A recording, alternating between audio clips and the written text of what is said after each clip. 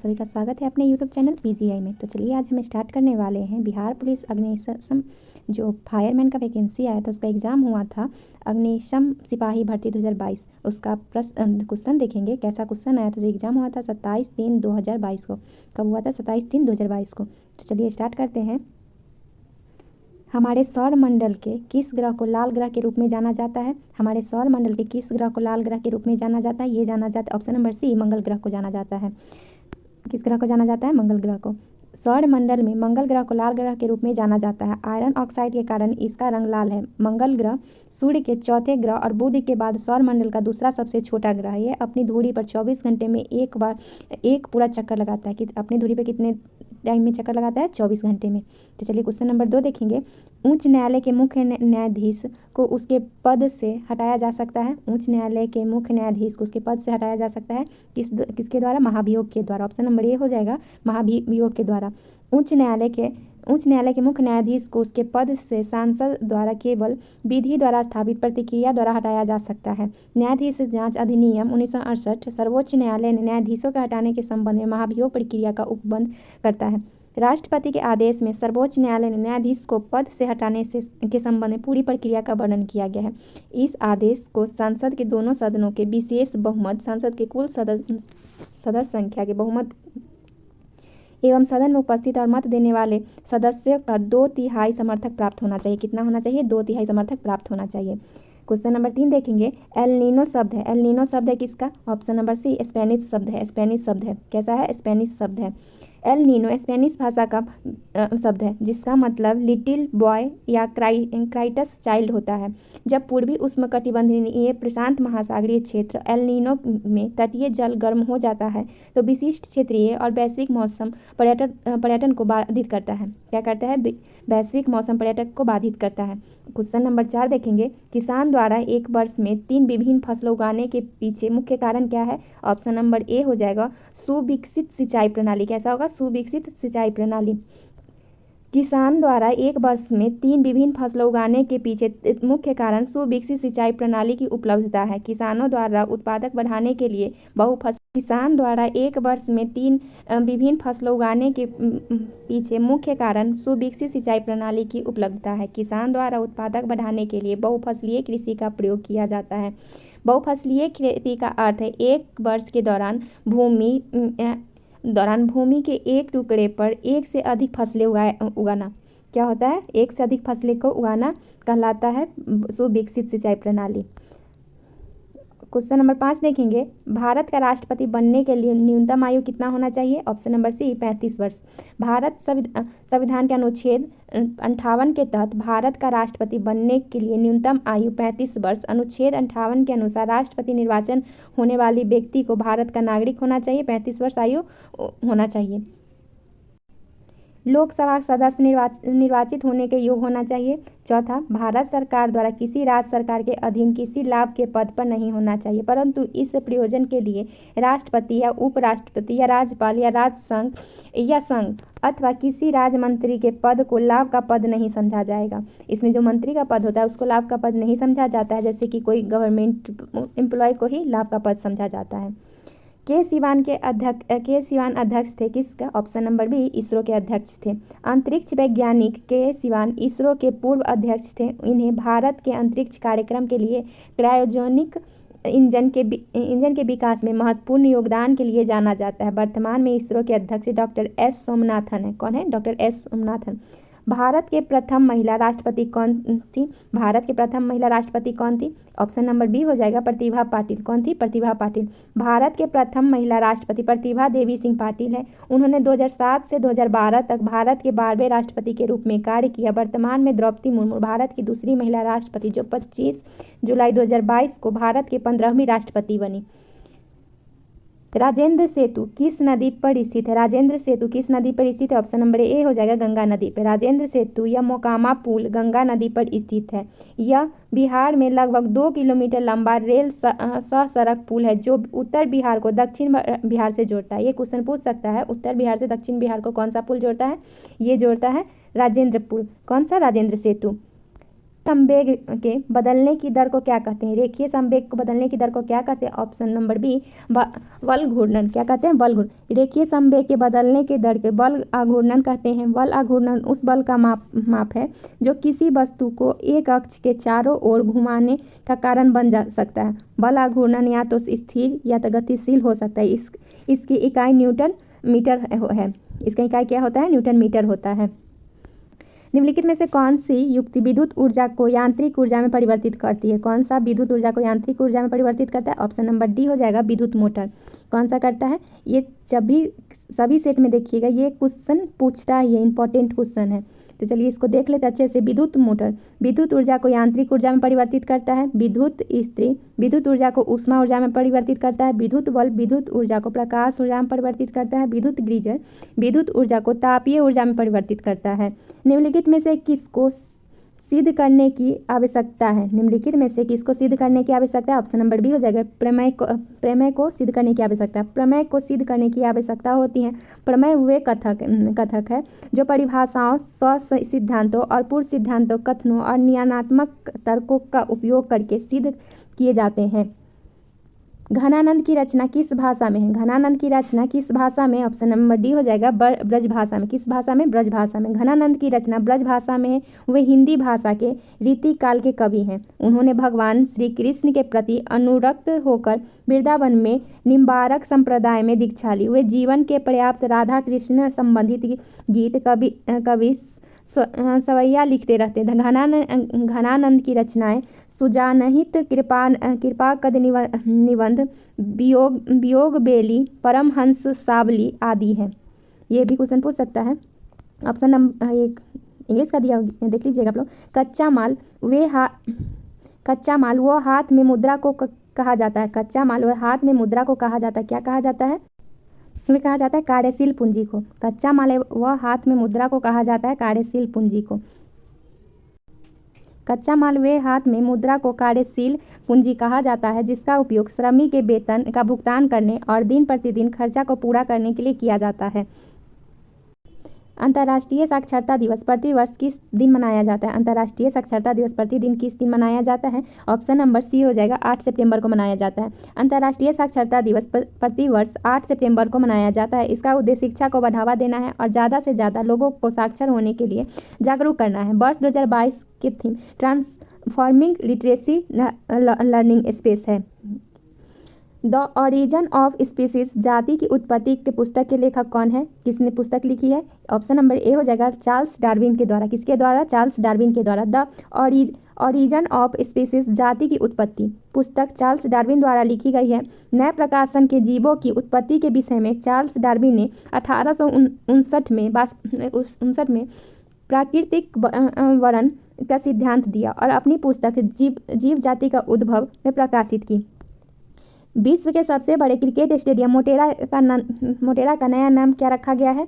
ये option number C हो जाएगा, नरेंद्र मोदी स्टेडियम। क्या नाम रखा गया? नरेंद्र मोदी स्टेडियम। विश्व के सबसे बड़े क्रिकेट स्टेडियम मोटेरा का नया नाम नरेंद्र मोदी स्टेडियम रखा गया है। यह स्टेडियम गुजरात के अहमदाबाद के मोटेरा में स्थित है। इस स्टेडियम में 1,32,000 दर्शक के बैठने की क्षमता कितना है? 1,32,000 बैठने की क्षमता है। उत्तरी तथा उत्तरी पश्चिमी भारत के चलने वाली गर्म तथा शुष्क हवा क्या कहलाती है? ऑप्शन नंबर डी हो जाएगा, लू कहलाती है। क्या कहलाती है? लू। उत्तरी तथा उत्तरी पश्चिमी भारत में चलने वाली गर्म हवा शुष्क हवा लू कहलाती है। वे हवा थार रेगिस्तान में मई और जून के महीने में विशेष रूप से चलती है। लू का समय तापमान 45 डिग्री सेल्सियस -50 डिग्री सेल्सियस तक जा सकता है। इसके संपर्क में आने से सामान्य आँख में जलन, अचानक बेहोशी एवं अंतरोगी की मौत तक हो सकती है। भारत जैसे देश में सर्वाधिक प्रचुर मात्रा में उपलब्ध उत्पादक का साधन है। भारत जैसे देश में सर्वाधिक प्रचुर मात्रा में उपलब्ध उत्पादक जैसे साधक है। ऑप्शन नंबर बी हो जाएगा, श्रम। क्या? श्रम। भारत जैसे देश में सर्वाधिक प्रचुर मात्रा में उपलब्ध उत्पादक का साधन श्रम है। वस्तु और सेवाओं का उत्पादन 4 प्रमुख कारकों से प्रभावित होता है: पूंजी, श्रम, भूमि और उद्यमिता। उद्योगों के लिए कुशल श्रमिक की संख्या गतिशील है तथा जनसंख्या अधिक होने के कारण बड़ी संख्या में उपलब्ध है। क्या है? अग्नि का विशेषण शब्द है। अग्नि का विशेषण आग्नेय। अग्नि का विशेषण आग्नेय होता है। अग्नि का विशेषण आग्नेय है। विशेषण संज्ञा सर्वनाम का रूप, गुण, संख्या, मात्रा, परिणाम आदि का विशेषता बताता है। क्वेश्चन नंबर 23 देखेंगे, देश की प्रथम महिला मुख्य निर्वाचन आयुक्त थी, कौन थी? ऑप्शन नंबर सी हो जाएगा BS रामा देवी। कौन है? BS रामा देवी। देश की प्रथम महिला मुख्य निर्वाचन आयुक्त BS रामा देवी थी। उनका कार्यकाल 26 नवंबर 1990 से 11 दिसंबर 1990 की अल्पावधि तक रहा था। भारत का मुख्य निर्वाचन अधिकारी अपनी शक्ति संविधान के अनुच्छेद 324 से प्राप्त करता है तथा स्वतंत्रता एवं निष्पक्षता चुनाव को संपन्न कराने के दायित्व निभाता है। वर्तमान में भारत के मुख्य चुनाव आयुक्त ये उस टाइम के राजीव कुमार थे, अभी ज्ञानेश कुमार है। साम्यवाद का सर्वप्रथम प्रयोग किस देश में हुआ था? साम्यवाद का सर्वप्रथम प्रयोग किस देश में हुआ था? ऑप्शन नंबर सी हो जाएगा रूस में। किसमें? रूस में। साम्यवाद का सर्वप्रथम प्रयोग रूस में हुआ था। साम्यवाद समाजवाद की परम परिणति है। साम्यवाद एक ऐसा सामाजिक और राजनीतिक दर्शन है जो राजनीतिक संस्थानों के लिए विशेष एवं मूल्यांकन तथा मानव की पहचान और उसके कल्याण के लिए समुदाय के महत्व पर जोर देता है। साम्यवाद के अनुसार सार्वजनिक निर्णय लेने का वांछित लक्षण एक स्वस्थ समुदाय है जिसमें व्यक्तिगत चुनाव के विकल्प की अधिकता न हो। ये मैथ का क्वेश्चन दिया गया है, आगे देख लेते हैं। बैंकों की तुलना में साहूकार के द्वारा वसूली जाने वाली ब्याज की दर होती है, क्या होती है? ऑप्शन नंबर डी होगा, बहुत अधिक। बैंकों की तुलना में साहूकार द्वारा वसूली जाने वाली ब्याज की दर बहुत अधिक होती है। साहूकार वह समूह या व्यक्ति होता है जो व्यक्ति तौर पर कर्ज मुहैया करवाता है। वह बैंक या किसी वित्तीय संस्था से अलग होता है और उन्हें अधिक ब्याज वसूलता है। वह बैंक रहित क्षेत्रों में कर्ज देने में अहम भूमिका निभाता है। जल के अणु की गति जब चयनात्मक परागमय झिल्ली द्वारा हो तो उसे कहते हैं जल का अणु गति जब चयनात्मक परागमय झिल्ली द्वारा होता है तो उसे क्या कहते हैं? ऑप्शन नंबर बी परासरण कहते हैं। क्या कहते हैं? परासरण। जल के अणु की गति जब चयनात्मक परागमय झिल्ली द्वारा हो तो उसे परासरण कहते हैं। यह एक ऐसी प्रक्रिया है जिसमें जल के अणु एक चुनिंदा परागमय झिल्ली के माध्यम से उच्च जल सांद्रता वाले क्षेत्र से कम जल सांद्रता वाले क्षेत्र में फैलते हैं। क्वेश्चन नंबर 28 देखेंगे, खुली वायु में कुछ दिन छोड़ देने पर सिल्वर की वस्तुएं काली हो जाती है क्योंकि उन पर डैश की परत बन जाती है। किसकी परत बन जाती है? ये परत बनती है सिल्वर सल्फाइड का। किसका? ऑप्शन नंबर डी हो जाएगा, सिल्वर सल्फाइड का। खुली वायु में कुछ दिन छोड़ देने पर सिल्वर की वस्तुएं काली हो जाती हैं क्योंकि उन पर सिल्वर सल्फाइड Ag2S की परत बन जाती है। सिल्वर क्लोराइड को हॉर्न सिल्वर कहा जाता है। क्वेश्चन पूछता है कि सिल्वर क्लोराइड को क्या कहा जाता है? हॉर्न सिल्वर कहा जाता है। इसका उपयोग फोटोक्रोमेटिक कांच बनाने में होता है। इसका उपयोग फोटोक्रोमेटिक बनाने में होता है हॉर्न सिल्वर का। सिल्वर नाइट्रेट AgNO3 का प्रयोग मतदान के समय मतदाताओं की उंगलियों पर निशान लगाने की स्याही बनाने में किया जाता है। ये क्वेश्चन पूछेगा वोट के समय कौन सा स्याही यूज होता है? Silver nitrate. हिरोशिमा कविता के रचयिता है। हिरोशिमा कविता के रचयिता ऑप्शन नंबर डी हो जाएगा, सच्चिदानंद हीरानंद वात्स्यायन अग्ने। सच्चिदानंद हीरानंद वात्स्यायन आगे हो। हिरोशिमा कविता के रचयिता सच्चिदानंद हीरानंद वात्स्यायन अय्यर है। यह कविता अय्यर द्वारा वर्ष 1959 में प्रकाशित की और अरुणा प्रभामय काव्य संग्रहण में संकलित की गई। लोकतंत्र में अंतिम सत्ता निहित होती है। ऑप्शन नंबर बी होगा, जनता। लोकतंत्र में अंतिम सत्ता जनता में निहित होती है। लोकतंत्र सरकार का एक रूप है जिसमें जनता अपनी स्वेच्छा से निर्वाचन में आए हुए किसी भी प्रतिनिधि को मत देकर अपना प्रतिनिधित्व चुन सकती है तथा उस विधायिका का सदस्य बन सकती है। अब्राहम लिंकन के अनुसार लोकतंत्र जनता के द्वारा तथा जनता के लिए शासक है। मयूरभंज खान किसके लिए जानी जाती है? ऑप्शन नंबर सी हो जाएगा, लौह ऐसक। मयूरभंज खान लौह ऐसक के लिए जानी जाती है। ये उड़ीसा के मयूरभंज जिले में स्थित है। लौह ऐसक चट्टानों एवं खनिज है जिससे धात्विक लोहे का आर्थिक निष्कर्षण किया जा सकता है। भारत में कुडप्पा तथा धारवाड़ की अवसादी एवं आग्नेय शैल में लोहे ऐसक की प्राप्ति होती है। इसे मैग्नेटाइट, हेमेटाइट, सिडरेटाइट एवं लिमोनाइट मुख्य लौह ऐसक है। क्वेश्चन नंबर 32 देखेंगे, बस्तर आंदोलन में किसकी भूमिका प्रमुख थी? बस्तर आंदोलन में किसकी भूमिका प्रमुख थी? ऑप्शन नंबर ए हो जाएगा, गुडाधुर का। किसका था? गुडाधुर का। बस्तर आंदोलन में आदिवासी नेता गुडाधुर की भूमिका प्रमुख थी। बस्तर विद्रोही भूमकाल आंदोलन के रूप में भी जाना जाता है। यह आंदोलन 1910 के मध्य भारत में बस्तर की रियासत में ब्रिटिश राजा के खिलाफ किया गया था। किसके खिलाफ किया गया था? ब्रिटिश राजा के खिलाफ किया गया था। प्रत्येक परिमेय संख्या होती है एक, ऑप्शन नंबर बी हो जाएगा, पूर्णांक संख्या। प्रत्येक परिमेय संख्या एक पूर्णांक संख्या होती है। जिस संख्या में को PYQ के रूप में लिखा जा सकता है उन्हें परिमेय संख्या कहते हैं। श्वेत क्रांति निम्नलिखित में से किसके अधिक उत्पादक से संबंधित है? किससे है? ऑप्शन नंबर सी हो जाएगा दूध से। श्वेत क्रांति दूध के अधिक उत्पादक से संबंधित है। इसे ऑपरेशन फ्लड के नाम से भी जाना जाता है। ऑपरेशन फ्लड 1970 में प्रारंभ हुआ था। डॉक्टर वर्गीज कुरियन भारत के श्वेत क्रांति के जनक के रूप में प्रसिद्ध एक सामाजिक उद्यमी थे जिनके billion litre idea operation flood ने डेयरी फार्मिंग को भारत के सबसे बड़े आत्मनिर्भर व्यवसाय और सबसे बड़े ग्रामीण रोजगार क्षेत्र में बदल दिया। राष्ट्रीय डेयरी अनुसंधान संस्थान का मुख्यालय करनाल हरियाणा में है। कहाँ है? करनाल हरियाणा में। अमेरिका के स्वतंत्रता संग्राम के नेता कौन थे? अमेरिका के स्वतंत्रता संग्राम के नेता कौन थे? ऑप्शन नंबर डी होगा वाशिंगटन। कौन थे? वाशिंगटन। अमेरिका के स्वतंत्रता संग्राम के नेता जॉर्ज वाशिंगटन थे। अमेरिकी क्रांति एक वैचारिक और राजनीतिक क्रांति थी। अमेरिका स्वतंत्रता के युद्ध 1775 से 83 ईस्वी तक चला। पेरिस की संधि द्वारा 1783 में अमेरिका को स्वतंत्रता प्राप्त हुआ। जॉर्ज वाशिंगटन ने अमेरिका के प्रथम राष्ट्रपति बने। प्रत्येक वर्ष 4 जुलाई को अमेरिका अपना स्वतंत्रता दिवस मनाता है। अमेरिका अपना स्वतंत्रता दिवस कब मनाता है? 4 जुलाई को मनाता है। भारत के CAG नियंत्रक एवं महालेख परीक्षक की नियुक्ति कौन करता है? CAG की नियुक्ति कौन करता है? ऑप्शन नंबर बी हो जाएगा राष्ट्रपति। भारत के नियंत्रण एवं महालेख परीक्षक की नियुक्ति राष्ट्रपति करता है। भारत संविधान के अनुच्छेद 148 के अनुसार भारत एक नियंत्रक एवं महालेख परीक्षक होगा जिसकी नियुक्ति राष्ट्रपति द्वारा की जाएगी। नियंत्रण एवं महालेख परीक्षक के कार्य एवं शक्तियाँ अनुच्छेद 139 के अनुच्छेद 149 से अनुच्छेद 151 में निहित है। नियंत्रण एवं महालेख परीक्षक समस्त वित्तीय प्रणाली पर नजर रखता है तथा कार्यपालिका के वित्तीय आदान प्रदान का औचित्य एवं अनैचित्य तय करता है। ऑप्शन नंबर 37 क्वेश्चन नंबर 37 देखेंगे। 15वीं शताब्दी में कौन से व्यापारी सबसे पहले हिंद चीन पहुंचे थे? ऑप्शन नंबर ए हो जाएगा पुर्तगाली पहुंचे थे। कौन पहुंचा था? पुर्तगाली। 15वीं शताब्दी में हिंदी चीन पहुंचने वाले सबसे पहले व्यापारी पुर्तगाली थे। इसके पश्चात डच, अंग्रेज, डेनिश तथा फ्रांसीसी का आगमन हुआ। 15वीं शताब्दी में उत्तरार्ध एवं 17वीं शताब्दी के पूर्वार्ध के मध्य भारत में व्यापार का प्रारंभिक उद्देश्य से प्रवेश करने वाली इन यूरोपीय कंपनी ने यहाँ की राजनीतिक, आर्थिक तथा सामाजिक नीतियाँ को लगभग 350 वर्ष तक प्रभावित किया। कितने वर्ष तक? 350 वर्ष तक।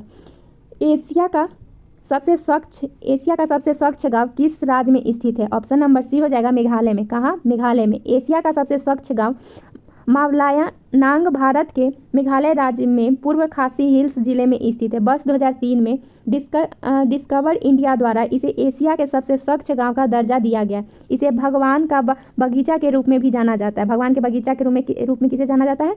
ये जाना जाता है मावलायानांग को।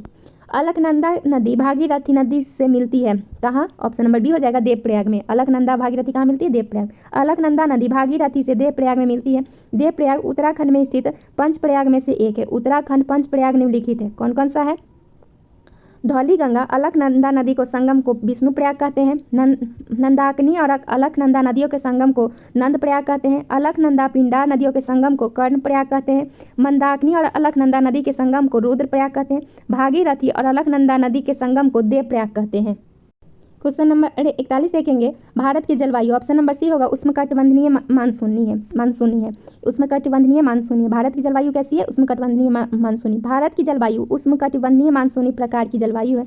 भारत की कर्क रेखा पर अवस्थित और यहाँ के स्थल रूपों के प्रभाव के कारण उष्णकटिबंधीय जलवायु का विस्तार पाया जाता है, जबकि भारत का थार मरुस्थलीय ग्रीष्म ऋतु में ताप होकर निम्न वायु दाब का केंद्र बनाता है, जो दक्षिण पश्चिम मानसून हवा को आकृष्ट करता है। वे हवा पूरे भारत में वर्षा का कारण बनती है। ऑप्शन है क्वेश्चन नंबर 42 देखेंगे। हार्मोन जो रुधिर में शर्करा स्तर को नियंत्रित करता है उसका स्रावन किया जाता है किसके द्वारा? ऑप्शन नंबर बी अग्नाशय के द्वारा। किसके द्वारा? अग्नाशय के द्वारा।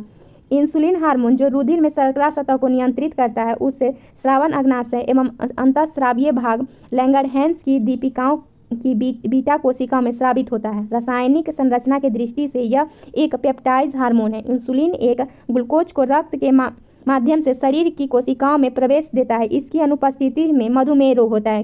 कौन सा रोग होता है? मधुमेह रोग होता है। बर्फ पानी पर क्यों तैरता है? बर्फ पानी पर क्यों तैरता है? ऑप्शन नंबर बी होगा बर्फ का घनत्व पानी से कम होता है। बर्फ का घनत्व पानी से कम होता है।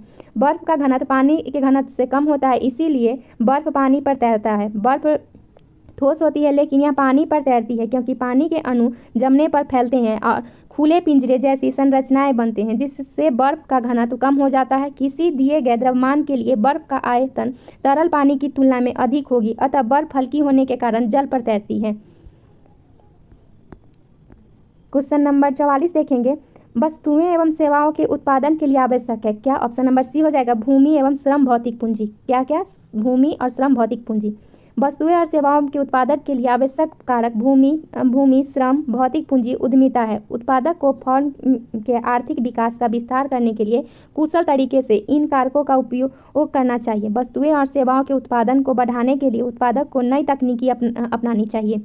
निम्न में से कौन सा भारत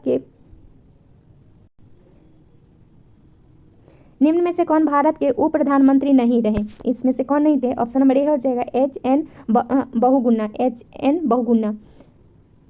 हेमवती नंदन बहुगुणा कभी भी भारत के उप प्रधानमंत्री नहीं रहे। वे अविभाजित उत्तर प्रदेश के मुख्यमंत्री रह चुके हैं। भारत के उप प्रधानमंत्री भारत के सरकार के केंद्रीय मंत्रिमंडल का सदस्य होता है। तकनीकी रूप से यह एक संवैधानिक पद नहीं है। भारत के पहले उप प्रधानमंत्री सरदार वल्लभ भाई पटेल थे। दिए गए विकल्प में देवी लाल, मोरारजी देसाई, लाल कृष्ण आडवाणी भी उप प्रधानमंत्री के पद पर रह चुके थे। क्वेश्चन नंबर 46 देखेंगे, भारत में मीठे पानी की सबसे बड़ी झील कौन सी है? ऑप्शन नंबर ए होगा बुलर झील। कौन सा झील? बुलर झील। भारत में मीठे पानी का सबसे बड़ी झील बुलर झील है। यह भारत के केंद्र शासित प्रदेश जम्मू कश्मीर में स्थित है। भीमताल उत्तराखंड में स्थित है। लोकटक मणिपुर में, नैनीताल उत्तराखंड में। प्रतिध्वनि सुनाई देती है। ऑप्शन नंबर बी हो जाएगा ध्वनि तरंग के परावर्तन के कारण। प्रतिध्वनि सुनाई देती है ध्वनि तरंग के परावर्तन के कारण। ध्वनि तरंगे परावर्तन के कारण प्रतिध्वनि सुनाई देती हैं, जो प्रत्यक्ष ध्वनि के कुछ देर बाद श्रोता के कान तक पहुंचती है। सामान्यतः मूल ध्वनि और परावर्तित ध्वनि के बीच कम से कम 0.1 सेकेंड का अंतर होता है। प्रतिध्वनि सुनने के लिए अवरोधक की ध्वनि स्रोत से न्यूनतम दूरी ध्वनि द्वारा तय की गई कुल दूरी की आधी 17.2 मीटर अवश्य होना चाहिए। निम्नलिखित में युधिष्ठिर का सही संधि विच्छेद क्या है? ऑप्शन नंबर ए हो जाएगा युद्ध प्लस जोड़ स्थिर। युद्ध प्लस स्थिर। युधिष्ठिर का संधि विच्छेद युद्ध जोड़ स्थिर है। इसमें व्यंजन संधि है। व्यंजन तथा व्यंजन या स्वर्ण के मेल से जो विकार उत्पन्न होता है उसे व्यंजन संधि कहते हैं। कालिंदी कुल कदम की डारण में रेखांकित पद का अर्थ क्या है? कालिंदी में कुल कदम का डारण में रेखांकित पद का अर्थ क्या है? ऑप्शन नंबर सी हो जाएगा कालिंदी कुल कदम का डारण। कालिंदी का अर्थ यमुना है। यमुना के अन्य पर्यायवाची शब्द रवितन्या, भानुजा, कालगंगा, कृष्णा, अर्कजा, अर्कसुता, जमुना, सुरसुता आदि हैं। क्वेश्चन नंबर 50 देखेंगे, सांसद के संयुक्त अधिवेशन की अध्यक्षता करता है कौन करता है? ऑप्शन नंबर बी लोकसभा का अध्यक्ष। कौन करता है? लोकसभा के अध्यक्ष।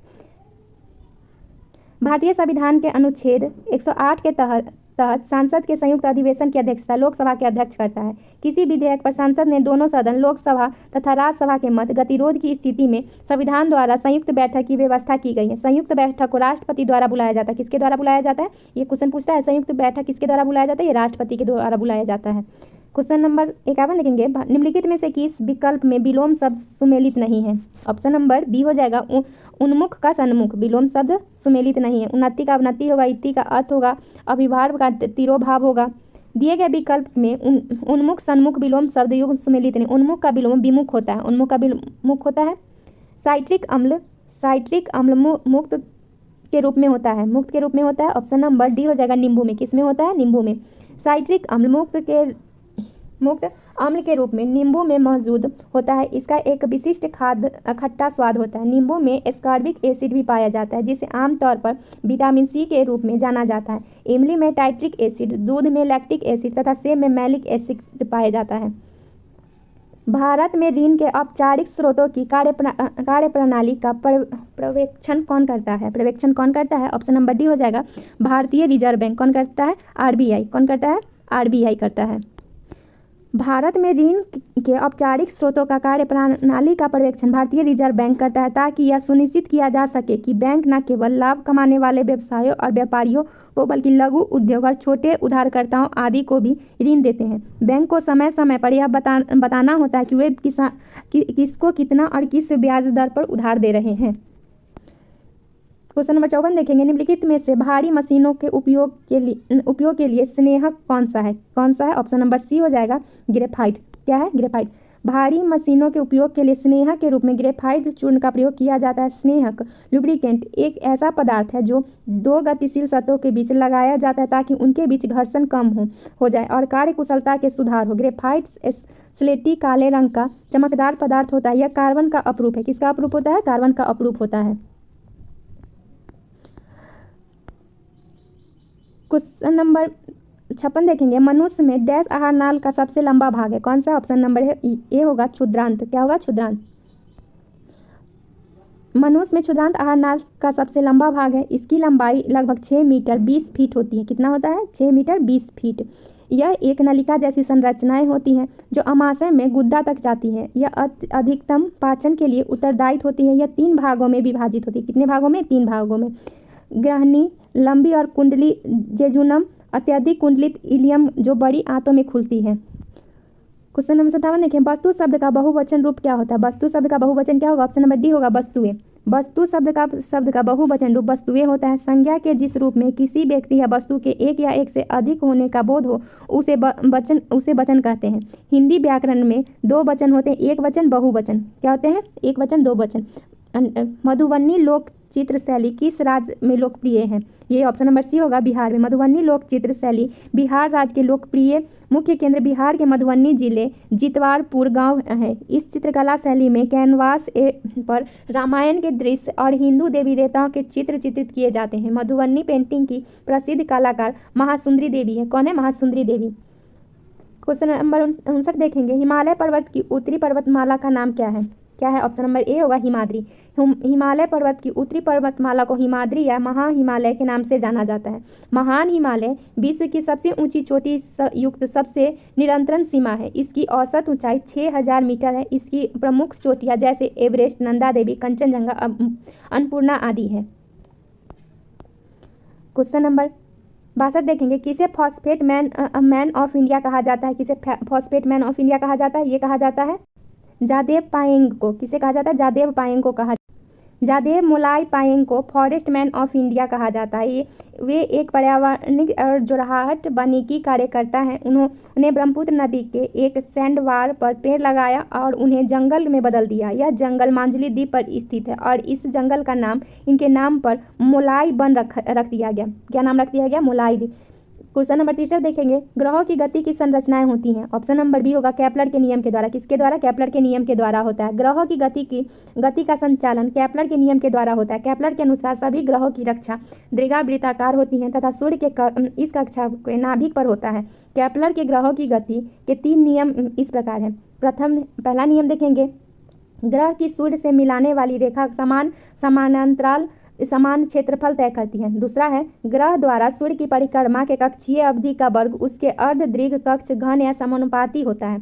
तीसरा होगा किसी ग्रह के कक्षीय अवधि का वर्ग उस कक्षा के अर्धमुख अक्ष घन के समानुपाती होता है। क्वेश्चन नंबर 65 देखेंगे। 2 अस्थियां आपस में एक दूसरे से किससे जुड़ी होती है? ये किससे जुड़ी होती हैं? ऑप्शन नंबर डी होगा संज्ञाओं के द्वारा। 2 अस्थियां आपस में एक दूसरे संज्ञाओं के द्वारा जुड़ी होती है। संज्ञा लिगामेंट एक रेशेदार संयोजिक ऊतक है जो 2 हड्डियों के जोड़कर एक जोड़ा बनाता है। कांडरा मांसपेशी की हड्डी से जोड़ता है। पेशी को पेशी से जोड़ने वाला काम प्रावर्णीय करती है। कौन करती है? प्रावर्णीय। क्वेश्चन नंबर 66 देखेंगे। प्रति 1000 पुरुष में महिला की संख्या कहलाती है। क्या कहलाती है? लिंगानुपात। ऑप्शन नंबर ए होगा लिंगानुपात। प्रति 1000 पुरुष पर महिला की संख्या लिंगानुपात कहलाती है। भारत में केरल और पुदुचेरी में पुरुष की तुलना में अधिक महिलाएं हैं। वर्ष 2011 की जनगणना के अनुसार भारत में लिंगानुपात 943 है। कितना है? 943 है। क्वेश्चन नंबर 67 देखेंगे। सर्व शिक्षा अभियान का उद्देश्य क्या है? सर्व शिक्षा अभियान का उद्देश्य क्या है? 6 से 14 वर्ष के आयु समूह के बच्चों को प्रारंभिक शिक्षा देना। ऑप्शन नंबर सी हो जाएगा। 6 से 14 वर्ष के बच्चे के समूह को प्रारंभिक शिक्षा देना सर्व शिक्षा अभियान का उद्देश्य है। सर्व शिक्षा अभियान का उद्देश्य प्राथमिक शिक्षा सार्वभौमिक बनाना तथा 6 से 14 वर्ष की आयु के सभी बच्चों को समयबद्ध तरीके से मुक्त और अनिवार्य शिक्षा प्रदान करना है। इसकी शुरुआत वर्ष 2011 में हुई थी तथा वर्ष 2018 में इसे राष्ट्रीय शिक्षा मिशन समग्र शिक्षा अभियान में विलय कर दिया गया। क्या कर दिया? विलय कर दिया गया। क्वेश्चन नंबर 68 देखेंगे। यदि 2 कोण एक दूसरे के पूरक हो और प्रत्येक कोण होता है। ऑप्शन नंबर सी एक न्यून कोण होता है। क्या होता है? एक न्यून कोण होता है। यदि 2 कोण एक दूसरे के पूरक हो तो प्रत्येक कोण एक कोण के न्यून होगा। क्वेश्चन नंबर 69 देखेंगे। खोजी गई प्रथम जीवाणुरोधक एंटीबायोटिक थी, क्या है? ऑप्शन नंबर ए हुआ पेनिसिलिन। कौन है? पेनिसिलिन। सर्वप्रथम खोजी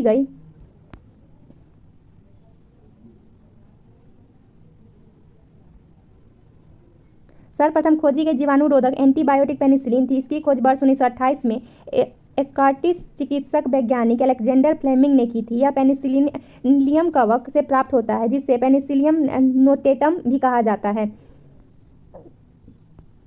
क्वेश्चन नंबर 70 देखेंगे, सौर सेल बनने के लिए कौन सा पदार्थ उपयोग किया जाता है? कौन सा? ऑप्शन ए हो जाएगा सिलिकॉन। सौर सेल बनाने के लिए सिलिकॉन पदार्थ का उपयोग किया जाता है। सौर सेल को बनाने में अर्धचालकों का प्रयोग किया जाता है, जैसे सिलिकॉन, कैडमियम, गैलियम, सेलेनाइट आदि। सौर सेल प्रकाश वैद्युत प्रभाव के द्वारा सूर्य या प्रकाश के किसी अन्य स्रोत की ऊर्जा प्राप्त करता है। क्वेश्चन नंबर 71 देखेंगे, मूली एक रूपांतरित है। मूली एक रूपांतरित क्या है? ऑप्शन नंबर ए हो जाएगा मूल। मूली एक रूपांतरित मूल है। मूली तुर्क रूपी जड़ है। खाद्य पदार्थ का भंडारण के लिए मसला हो जाता है। तुर्क रूपी मूसला जड़ के मध्य भाग फूल तथा ऊपर तथा नीचे का सिरा पतला होता है। भारत में क्या है?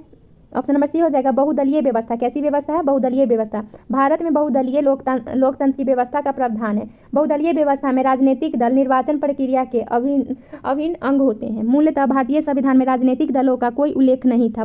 12वें संविधान संशोधन अधिनियम 1985 द्वारा संविधान में 10वीं अनुसूची दल बदल के आधार पर निहितार्थ जोड़कर राजनीतिक दल को संवैधानिक मान्यता दी गई। कैसी मान्यता दी गई? संवैधानिक मान्यता दी गई थी।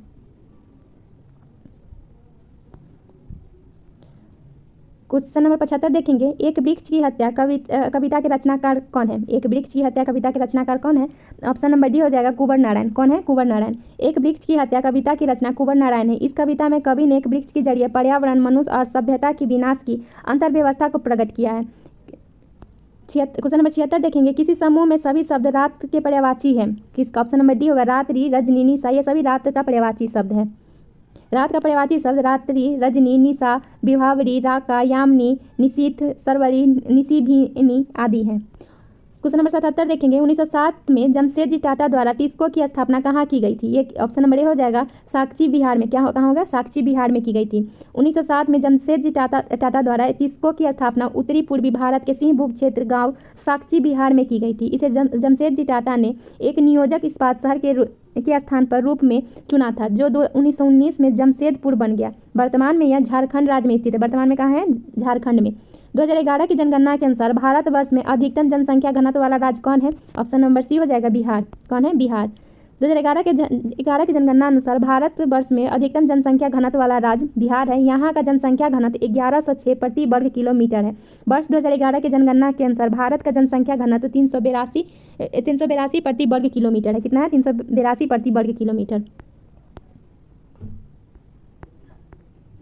क्वेश्चन नंबर 80 देखेंगे, वायवीय श्वसन में ग्लूकोज का विखंडन से प्राप्त होता है। क्या होता है? ऑप्शन नंबर सी हो जाएगा CO2 एवं जल। क्या प्राप्त होता है? CO2 एवं जल। वायवीय श्वसन में ग्लूकोज के विखंडन से कार्बन डाइऑक्साइड, जल और ऊर्जा प्राप्त होती है। ऑक्सीजन की उपस्थिति में होने वाले श्वसन को वायवीय श्वसन के रूप में जाना जाता है। इस प्रक्रिया को ग्लूकोज ग्लाइकोसिस प्रक्रिया द्वारा पायरुविक अम्ल, कार्बन डाइऑक्साइड और पानी के निर्माण के साथ ऊर्जा छोड़ता है। क्या छोड़ता है? ऊर्जा।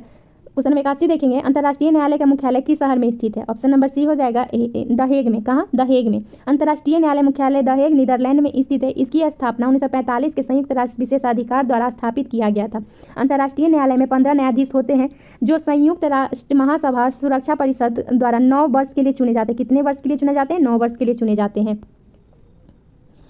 क्वेश्चन नंबर 83 देखेंगे, नाइट्रोजन गैस वायुमंडल में कितना % उपस्थित होता है? नाइट्रोजन गैस कितना %? ऑप्शन नंबर डी हो जाएगा 78%। कितना %? 78%। नाइट्रोजन गैस वायुमंडल में 78% उपस्थित है। इसके अतिरिक्त वायुमंडल में लगभग 21% ऑक्सीजन, 0.9% आर्गन तथा 0.3% कार्बन डाइऑक्साइड तथा अल्प मात्रा में hydrogen, helium, argon, neon, xenon आदि गैस उपस्थित रहती है। हाल ही में प्रकाशित रिपोर्ट के अनुसार वैश्विक स्तर पर नाइट्रोजन की उपलब्धता असंतुलन देखा जा रहा है। नाइट्रोजन के स्तर में गिरावट या कमी लाने वाले कारकों CO2 सांद्रता में वृद्धि और ग्लोबल वार्मिंग आदि शामिल है। क्या शामिल है? Global warming. क्वेश्चन नंबर 84 देखेंगे, जीवन के बाद के वर्षों में शिक्षा का लाभ क्या है। ऑप्शन नंबर सी हो जाएगा जीवन मूल्य का विकास। क्या होगा? जीवन मूल्य का विकास। जीवन के बाद वर्षों में शिक्षा का लाभ जीवन मूल्य विकास है। मूल्य हमारे व्यवहार और नैतिक आचार संहिता का महत्वपूर्ण अवयव है। यह मूल्य ऐसे पदार्थ या मानक होता है जो किसी समाज या संगठन या फिर व्यक्ति के लिए दिशा निर्देश के रूप में कार्य करता है। किसके रूप में? दिशा निर्देश के रूप में। सही विकल्प चुनें। भारत ग्रीक आक्रमणकारी के बाद कौन आया? भारत में ग्रीक आक्रमणकारी के बाद कौन आया था? ये शक एवं हून आए थे। कौन आया था? शक एवं हून आया था। भारत में ग्रीक आक्रमणकारी के बाद शक एवं हून भारत आया था। भारत पर ग्रीक आक्रमणकारियों के बाद पल्लव, शक और कुषाण पर भारत पर आक्रमण किया था। किसने किया था? शक एवं कुषाण पर भारत ने आक्रमण किया था। देखते हैं, भारत में पुष्यमित्र शुंग के शासनकाल में डेमेटियस ने आक्रमण किया था। डेमेटियस को भारत के यूनानी राज्य का संस्थापक माना जाता है। पल्लव शासकों ने महानतम शासक गोंडफर्निज था। भारत में मिथेट्रेडस प्रथम शक आक्रमणकारी था। भारत में कुषाण वंश के संस्थापक कुजुल कैडफिसियस है। कौन है? कुजुल कैडफिसियस। हून आक्रमणकारियों ने तोरमान, मिहिर, कुल आदि प्रमुख थे। कौन थे? तोरमान, मिहिर, कुल आदि। क्वेश्चन नंबर 46 देखेंगे, रासायनिक परिवर्तन का उदाहरण है। कौन है? ऑप्शन नंबर सी हो जाएगा दूध का खट्टा होना। दूध का खट्टा होना रासायनिक परिवर्तन का उदाहरण है। वह परिवर्तन जिसमें एक अथवा एक से अधिक नए पदार्थ बनते हैं रासायनिक परिवर्तन कहलाते हैं। यह अनुक्रमिक अभिक्रिया होती है। भोजन का पाचन, फल का पकना, अंगूर का किण्वन आदि रासायनिक परिवर्तन के कारण होता है। जल का जमना, चीनी का पिघलना और लवण का क्रिस्टलीकरण भौतिक परिवर्तन का उदाहरण है। इसमें से किसी पदार्थ के भौतिक गुण में परिवर्तन होता है। पदार्थ के आकार, अमान्य रंग और अवस्था जैसे गुण भौतिक गुण कहते हैं। क्वेश्चन नंबर 87 देखेंगे, निम्नलिखित में से कौन सी रबी फसल नहीं है? कौन नहीं? ऑप्शन नंबर डी हो जाएगा ज्वार नहीं है। गेहूं, सरसों, चना रबी फसल है, जबकि ज्वार खरीफ फसल है। रबी फसल की शीत ऋतु अक्टूबर से दिसंबर के मध्य बोया जाता है और ग्रीष्म ऋतु अप्रैल से जून के मध्य काटा जाता है। जबकि खरीफ फसल देश के विभिन्न क्षेत्र में मानसून आगमन के साथ बोया जाता है और सितंबर अक्टूबर में काटा जाता है। इसकी मुख्य फसलें चावल, मक्का, ज्वार, बाजरा, तूर, मूंग, उड़द, कपास, जूट, मूंगफली आदि हैं। क्वेश्चन नंबर 88 देखेंगे, एमनेस्टी इंटरनेशनल है। क्या है? एमनेस्टी इंटरनेशनल है। ऑप्शन नंबर सी हो जाएगा मानवाधिकार संगठन। एमनेस्टी इंटरनेशनल एक मानवाधिकार संगठन। एमनेस्टी इंटरनेशनल की स्थापना 1961 में ब्रिटिश वकील पीटर वेनेसन और एरिक वेकर द्वारा की गई। इसका मुख्यालय लंदन में है। यह मानवाधिकार की रक्षा के लिए एक अंतर्राष्ट्रीय स्वयंसेवी संस्था है। क्वेश्चन नंबर 89 देखेंगे, बारडोली सत्याग्रह का मुख्य भूमिका किसने निभाई थी? ऑप्शन नंबर ए हो जाएगा वल्लभ भाई पटेल। बारडोली सत्याग्रह मुख्य भूमिका सरदार वल्लभ भाई पटेल ने निभाई थी। भारतीय स्वतंत्रता संग्राम के दौरान वर्ष 1928 में गुजरात किसान आंदोलन के नेतृत्व सरदार वल्लभ भाई ने किया था, जिसके बारडोली सत्याग्रह के नाम से जाना जाता है। उस समय प्रांतीय सरकार किसान ने लगान 30% तक वृद्धि कर दी थी। पटेल ने इस लगान का जमकर विरोध किया। इस आंदोलन की सफलता के बाद वहाँ के महिलाओं के कहने पर महात्मा गांधी ने वल्लभ भाई पटेल की सरदार की उपाधि दी। क्वेश्चन नंबर 90 देखेंगे, जीडीपी का तात्पर्य। जीडीपी का तात्पर्य ऑप्शन नंबर बी हो जाएगा सकल घरेलू उत्पाद। सकल घरेलू उत्पाद। जीडीपी का तात्पर्य सकल घरेलू उत्पाद ग्रॉस डोमेस्टिक प्रोडक्ट से है। सकल घरेलू उत्पाद एक निर्दिष्ट अवधि दौरान देश के भीतर उत्पादित वस्तु और सेवाओं का अंतिम मौद्रिक मूल्य है। भारत के सकल घरेलू उत्पाद में योगदान मुख्य रूप से 3 व्यापक क्षेत्र कृषि, उद्योग और सेवाओं में बांटा गया है। जीडीपी को बाजार की कीमतें पर मापा जाता है और गणना के लिए एक आधार वर्ष होता है। क्वेश्चन में 51 देखेंगे, अल्प बेरोजगारी तब होती है जब लोग, आंसर होगा ऑप्शन नंबर सी, जब अपनी क्षमता से कम काम करते हैं। अल्प बेरोजगारी तब होती है जब लोग अपनी क्षमता से कम काम करते हैं। कभी कभी एक व्यक्ति किसी आर्थिक गतिविधि संलग्न हो तो परंतु उसे की योग्यता और प्रयास के अनुसार पूर्ण रोजगार नहीं दे पाती है। इस प्रकार यह ऐसी स्थिति है जिसमें कोई व्यक्ति रोजगार युक्त होता है लेकिन इच्छित क्षमता के अनुरूप नहीं। अतः बेरोजगार न होते हुए भी अल्प बेरोजगारी प्रायः उपलब्ध रोजगार के लिए प्रतियोगिता करता है। संतोष यादव अपनी महाविद्यालय शिक्षा कहाँ प्राप्त की थी? क्वेश्चन छोड़ देते हैं, आगे देखते हैं। भारत में पहला भूमिगत रेलवे कहाँ बनाया गया था? ऑप्शन नंबर डी हो जाएगा कोलकाता। भारत में पहला भूमिगत रेलवे कोलकाता मेट्रो बनाया गया है। यह दक्षिणेश्वर से गिरिया के पास कवि सुभाष मेट्रो स्टेशन के तक फैला हुआ है। इसकी कुल लंबाई 31,365 किलोमीटर, जिसकी 26 स्टेशनें और 15.70 किलोमीटर भूमिखंड है। क्वेश्चन नंबर 94 देखेंगे, अमेरिका में नागरिक अधिकार आंदोलन किसके द्वारा शुरू किया गया? ऑप्शन नंबर ए होगा मार्टिन लूथर किंग्स जूनियर द्वारा। संयुक्त राज्य अमेरिका में संयुक्त अमेरिका में नागरिक आंदोलन मार्टिन लूथर किंग जूनियर द्वारा वर्ष 1954 से 1968 मध्य शुरू किया गया था। यह आंदोलन अफ्रीका अमेरिकी के खिलाफ नस्लीय भेदभाव कानून के खिलाफ आंदोलन था। किस घटना में राष्ट्रवाद की अवधारणा को जन्म देता है? ऑप्शन नंबर बी हो जाएगा फ्रांस की क्रांति। राष्ट्रवाद की अवधारणा को जन्म फ्रांस की क्रांति ने। फ्रांसीसी क्रांति से पहले फ्रांस एक ऐसा राज्य था जिसे संपूर्ण भूभाग एक निरंकुश राजा का शासक था। फ्रांसीसी क्रांति का नारा स्वतंत्र, समानता और विश्व बंधुता की राजनीति को अभिजात वर्गीय परिवेश से बाहर कर उसे अखबारों, सड़कों और सर्वसाधारण वस्तु बना दिया। 19वीं शताब्दी तक आते आते परिणाम युगांतकारिक सिद्ध हुआ। बिस्मिल्लाह खान कौन से वाद्य यंत्र बजाते थे? ऑप्शन नंबर सी होगा शहनाई।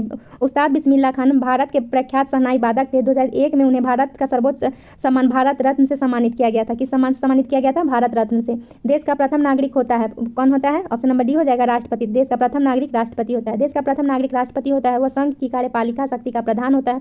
संविधान के राष्ट्रपति का पद सर्वोच्च गरिमा और प्रतिष्ठा वाला है। भारतीय संविधान के अनुच्छेद 52 में प्रावधान की भारत का एक राष्ट्रपति होगा। ये रीजनिंग मैथ का क्वेश्चन दिया गया है, देख लीजिएगा आप लोग। क्वेश्चन नंबर 100 देखेंगे। प्रथम विश्व युद्ध का तत्कालिक कारक क्या था? ऑप्शन नंबर बी हो जाएगा ऑस्ट्रेलियाई के राजकुमार की हत्या। ऑस्ट्रेलिया के राजकुमार की हत्या। प्रथम विश्व युद्ध के तत्कालिक कारक ऑस्ट्रेलिया के राजकुमार फर्डिनेंड और उसकी पत्नी सोफिया की 28 जून 1914 को सेराजेवो में हत्या होना था। प्रथम विश्व युद्ध 1914 से 1918 ईस्वी के बीच लड़ा गया। प्रथम विश्व युद्ध के समापन पर पेरिस शांति सम्मेलन का आयोजन किया गया 1919 में। कब किया गया? 1919 में। तो 100 क्वेश्चन कंप्लीट हुआ। वीडियो पसंद है तो लाइक और चैनल को सब्सक्राइब जरूर कीजिएगा। धन्यवाद।